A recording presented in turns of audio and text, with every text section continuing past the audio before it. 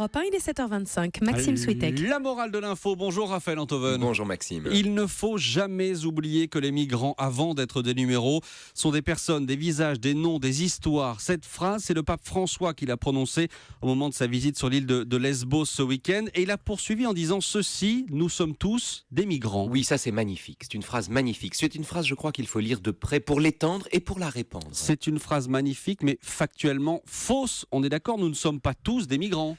Ah, effectivement, Maxime, mais ceux d'entre nous qui ont la chance d'avoir un pays et un toit ne sont objectivement pas dans la même situation que ceux dont les enfants meurent sous leurs yeux parce qu'ils traversent la Méditerranée à 30 sur un canot.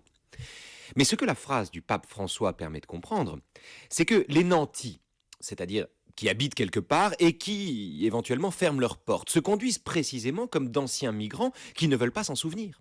Et que refuser l'hospitalité aux sans-abri qui la demandent, c'est tourner le dos au reflet qu'un nouveau venu nous donne aussi de nous-mêmes. Vous voulez dire que nous sommes tous des migrants qui s'ignorent ? Non, je crois que nous sommes des migrants qui le savent. Et qui, pour cette raison, ne veulent pas le savoir.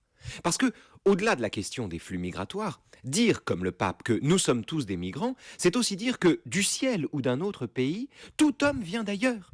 Et qu'en ce sens, la patrie qu'on brandit ou qu'on protège contre les invasions n'est jamais vraiment celle d'où nous venons. Tout homme vient d'ailleurs. Autrement dit, l'identité, c'est d'abord l'altérité. Voilà ce que dit le pape. Et pour le coup, c'est vraiment parole d'évangile. Mais ça veut dire quoi quand vous dites que l'identité, c'est d'abord l'altérité ? Ça veut dire que tout homme porte en lui quelque chose qui n'est pas lui-même.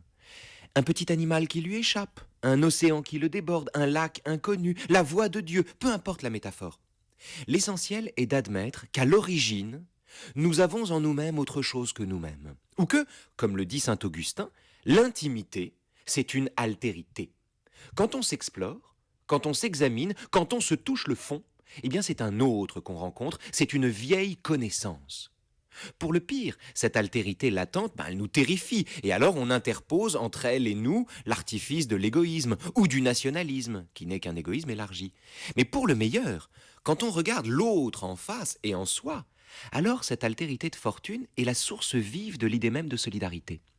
Pour résumer la chose, je dirais que tout être est en exil, aucun homme n'est à sa place, comme dit le pape si justement nous sommes tous des migrants, et soit on l'accepte et alors on ouvre sa porte, soit on le redoute et alors on ferme ses frontières. Et la morale de l'info ? La morale de l'info, c'est une banalité, pardonnez-moi. Le refus de l'autre est une haine de soi. Et vous dites que c'est banal. Merci Raphaël Antoven.